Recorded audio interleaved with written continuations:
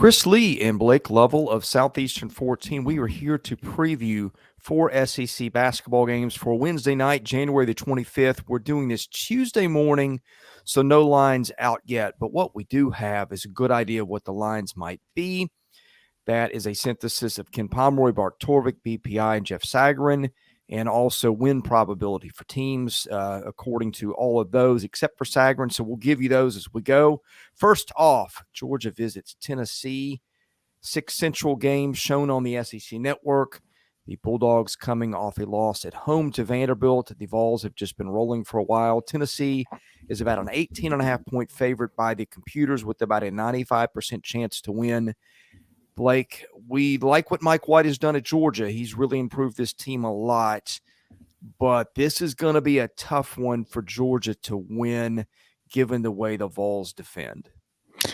Yeah, I mean, we could replace Georgia with anyone other than Alabama, and I think we could say the exact same thing. Yeah, I mean, that's just kind of the nature of what Tennessee is. So, yeah, I mean, and Georgia hasn't played great on the road. I think that's, like I said, that's not that uncharacteristic for teams in this league. And, you know, they've certainly played better at home. They got to win at Ole Miss, but that's a little bit different, I think, than going into Tennessee and trying to win this game, coming off of 2 straight losses. And, you know, I think defensively, you know, they've given up some points too, and these given up 85 points each in these past 2 games. And so I think that was something they were a little bit able to lean on that a little bit as they were, you know, playing pretty well there for about a month or so.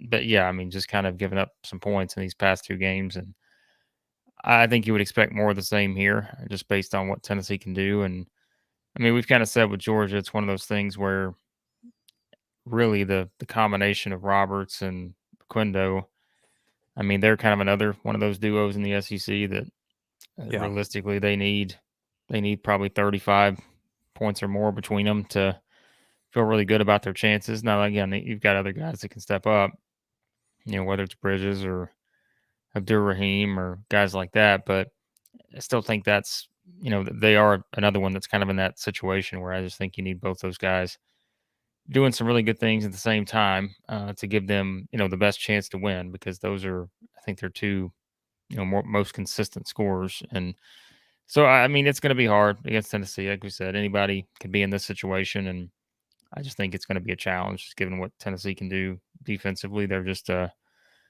different team on that side of the floor. And now that, you know, they pretty much, we don't have everybody back, but, you know, they've got Vescovy seemingly much better, you know, James much better, you know, Plavsic's not playing, but still, I mean, everyone else, you know, seems to be in a good spot. And I think that's the most important thing for Tennessee. I think that's the key to their season. It's not really what you could or couldn't see on the floor outside of the offensive stretches maybe that we saw against Kentucky, but I think it's just keeping everybody healthy. And, you know, now they get a big game against Georgia, and obviously have a big game on Saturday against Texas in the SEC Big 12 Challenge. But I just think this is one Georgia probably have a hard time finding consistent offense. And I just think Tennessee, as we've said, is starting to find some things offensively. And, you know, I just think it sets up for a nice win for the Vols.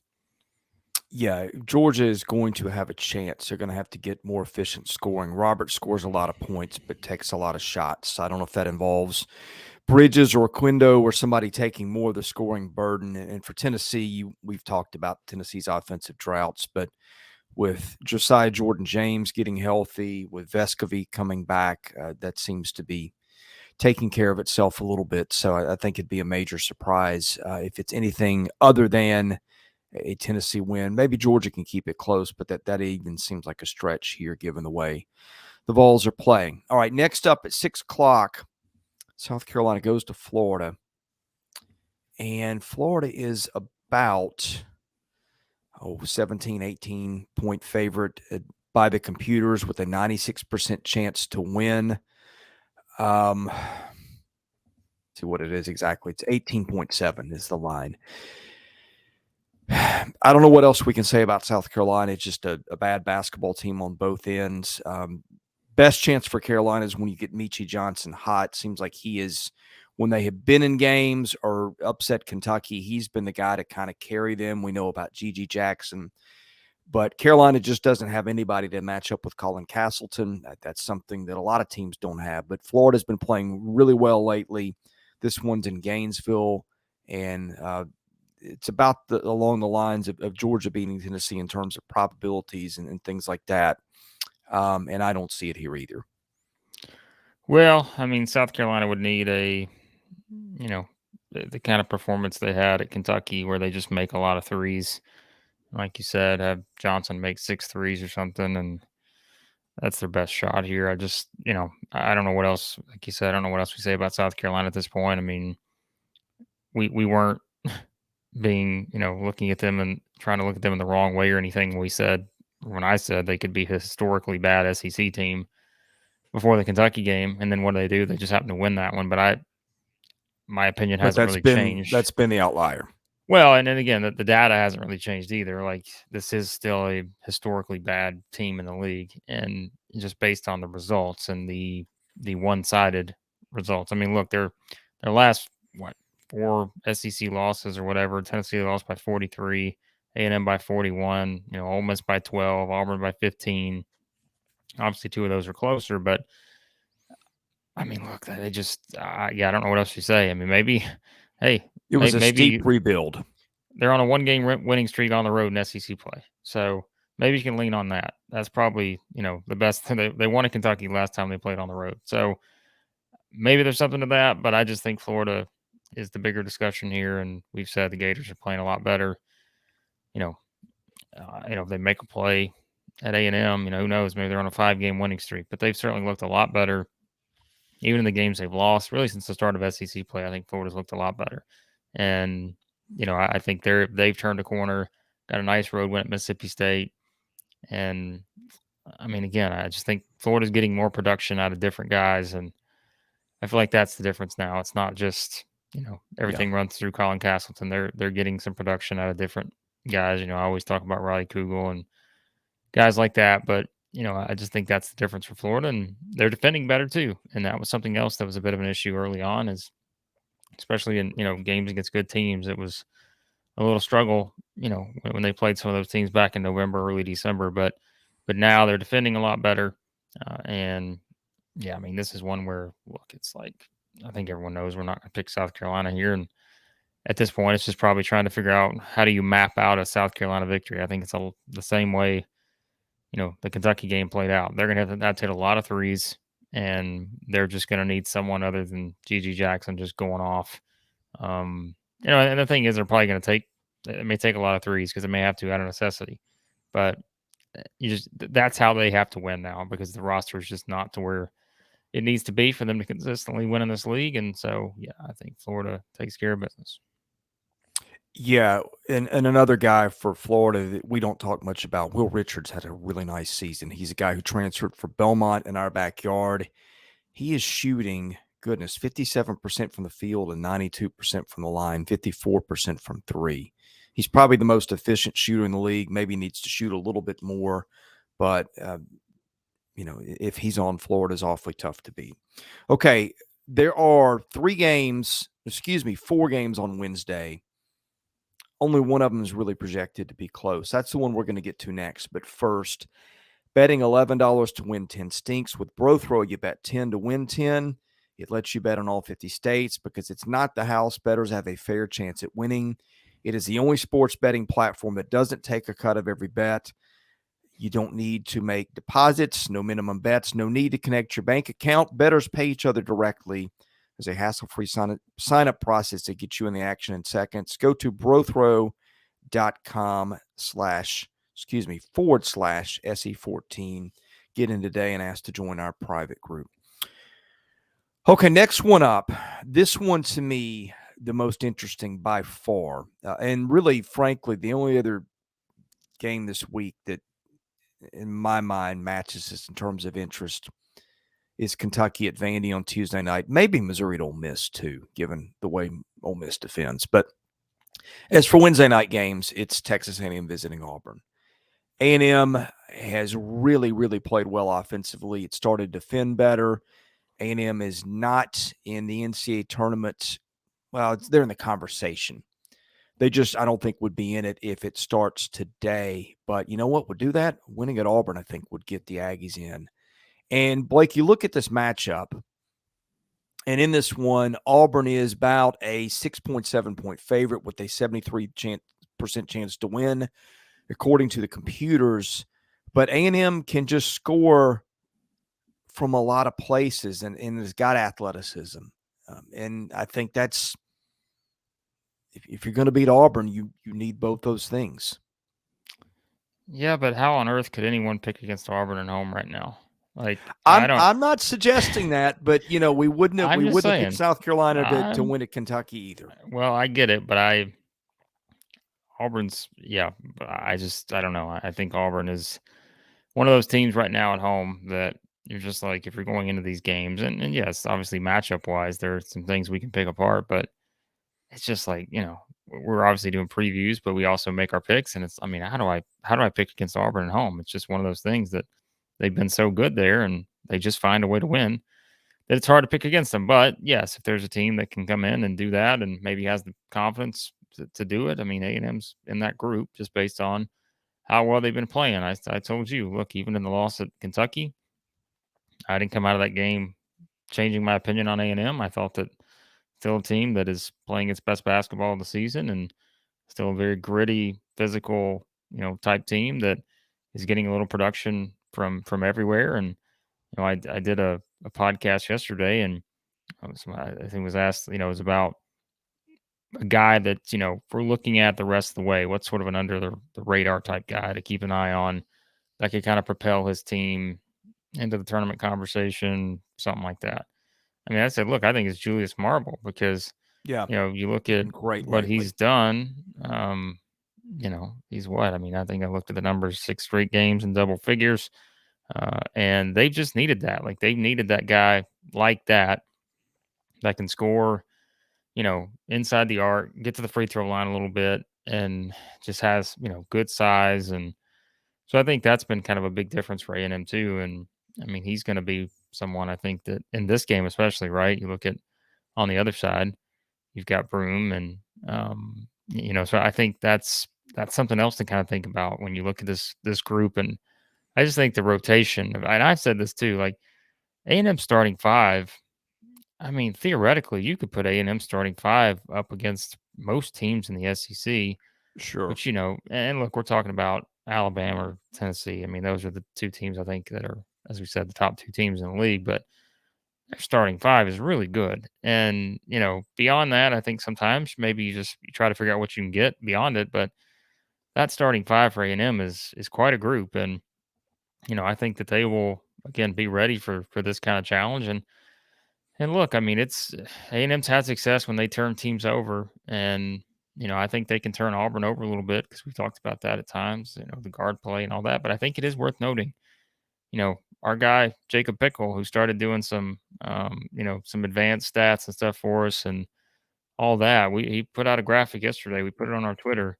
If you're looking for the teams that were most efficient offensively this past week. Now they did it against LSU and South Carolina, but I keep saying Auburn's getting better on the offensive end of the floor. Yeah. And again, I know it was against LSU and South Carolina, but you see it. Like you see them start to find a rhythm there.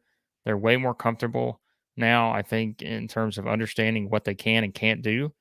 Now that doesn't say they won't still take a bad shot here or there, but I just think they're way more comfortable in how they're playing offensively. And their defense helps that, just being so good on the defensive end. I think this is a game where, we could say this about a lot of games, I'm sure, but turnover wise, who forces the turnovers here? Because I think both teams will turn it over a little bit. It's who can win that battle in terms of, forcing enough turnovers. Because I think that's how this game goes down is, it's just a matter of who can get some easy buckets just based off of getting some turnovers, run outs into layups or whatever. I think that's a big part of this. I'm excited for this one. I think this is a great matchup. Like I said, 1 through 5. I think A&M, it's quite a matchup against Auburn, 1 through 5. But as we've said though with Auburn, I mean, I think you're seeing other guys step up too, and that's kind of been the difference as well. Is it is getting what you're getting out of the usual guys, of Wendell Green and Broom, and Jalen Williams, but it is now the Allen Flanigan being more consistent. It's getting made shots from other guys too off the bench. So, yeah, I'm going to pick Auburn because, like I said, I just don't think I can pick against them at home right now. But this should probably be probably one of the better games of the midweek for sure, if not the best game of the midweek, just based on how these two teams play and just the matchup itself. I think the turnover battle, both teams will apply some pressure. I think this will be a physical game. I can't say I'd be shocked if this becomes one of those free throw shooting SEC games that, all of a sudden starts trending on Twitter for 48 fouls and 74 free throws or something. I wouldn't be shocked by that, but hopefully that's not the case. But with how these two teams play, I wouldn't be stunned. So, well, two things to me. If A&M's got a shot, one is scoring balance. You've seen Wade Taylor the fourth have some huge games. You talked about Marble, who really has been a complimentary guy everywhere he's been, which includes Michigan State. But he's stepped up and become more of a guy that can lead you in scoring type. Tyrese Radford can have huge games. Dexter Dennis has been good for them. But the thing that stands out, I'm looking at Ken Pom. A&M is sixth in the country at free throw to field goal attempts. Auburn 293rd on defense at allowing that. Now, look, it's a different dynamic because Auburn is at home. And by the way, A&M has won 3 games on the road, although that includes, I think, South Carolina, DePaul, and Florida. So really Florida, the only one of those that's a great win, although DePaul has flashed at times, I think. But point being here, there is a little bit of a path that you can see on paper for A&M to pull the upset. I just think it's a little harder needle to thread given where the game's going to be. Yeah. I mean, we kind of talked about that in the Kentucky game was if A&M was going to have a chance, they need to really get to the free throw line, we thought, and they got there 16 times. They made all of them. I think that, again, that's just it's going to make their offense a lot easier is just to be able to get to the free throw line because I think Auburn's a hard team to score against. And so, I mean, we've talked about that. So I think that's just a big part of it is they've got to find a way to get some easy baskets and the double whammy of playing Auburn, an elite defensive team, and playing, in Neville Arena. It's going to be hard to get those easy baskets, I think. And so, yeah, for A&M, very important, I think, for them to just kind of attack and be able to, kind of play that game. I'm also curious to see, which team perhaps is able to push the other team out to the 3-point line and force them to shoot the ball from outside because I don't think either one of these teams want to do that a lot. And, I'm just curious defensively if either team can kind of do that to make the other take some shots they don't want to take. So, yeah, this is a fun matchup. It really is. Like, I think, on paper, this is – matchup wise, I think this is one of the more intriguing matchups of the week. Yeah. The midweek, by the way, not even SEC Big 12 Challenge. That's a whole nother story. But, yeah, this one should be a lot of fun. But I lean towards Auburn here just because they're at home. So, yeah, I'm with you. Hard to pick against the Tigers at home right now.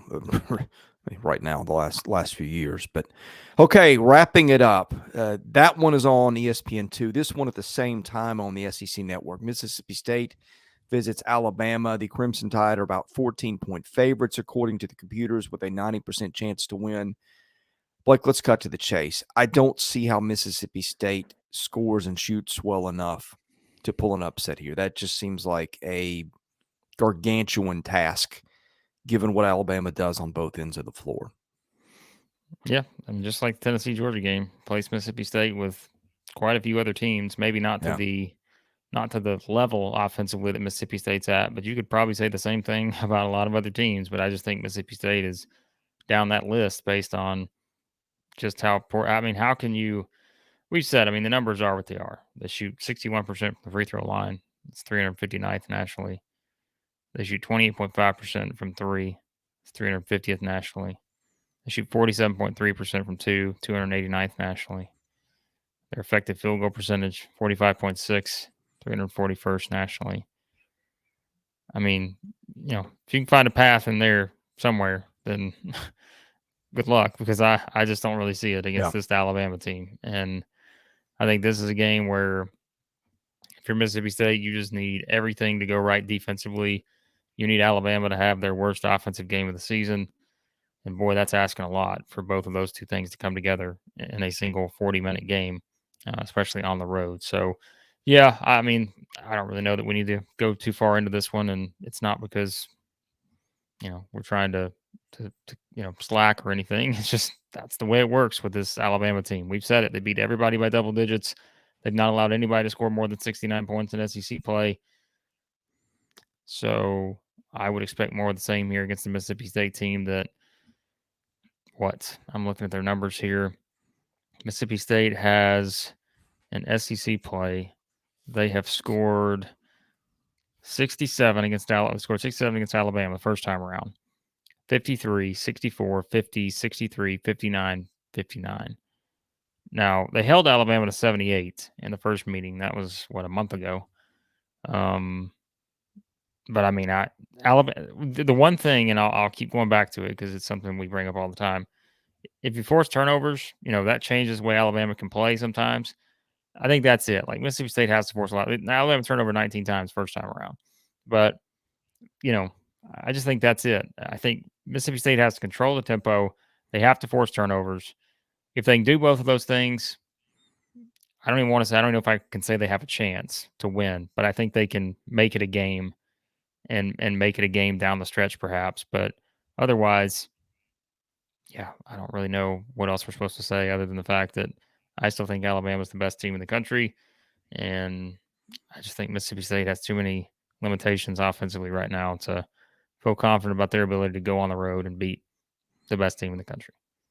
Have we figured out who at the scheduling office Chris Jans ticked off? Well, it's not just Jans. I mean, Matt McMahon probably asking the same thing.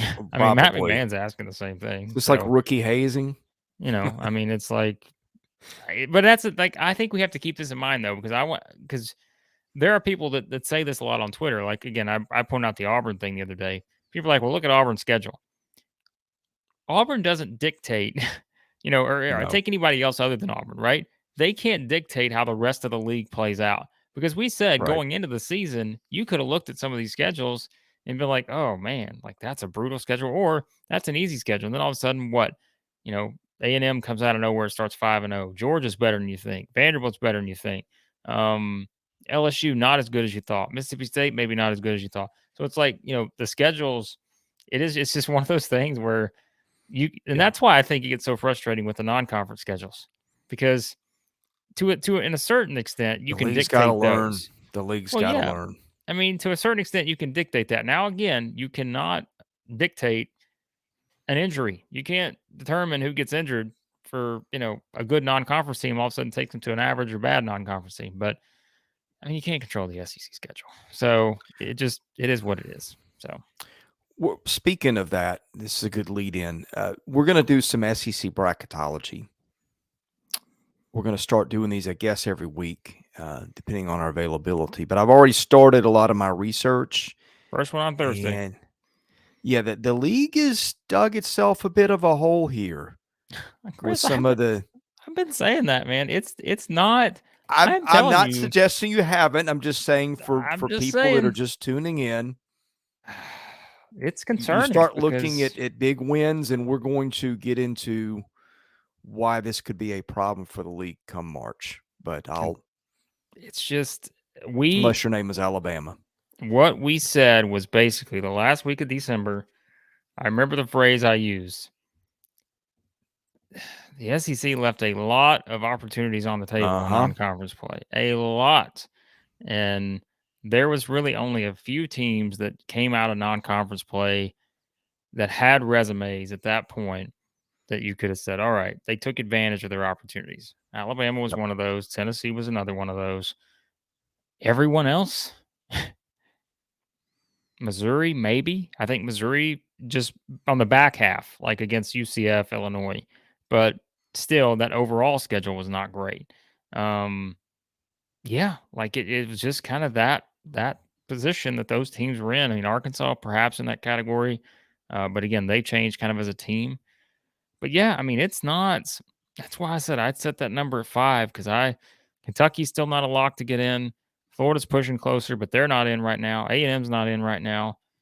Missouri is moving the opposite direction, maybe.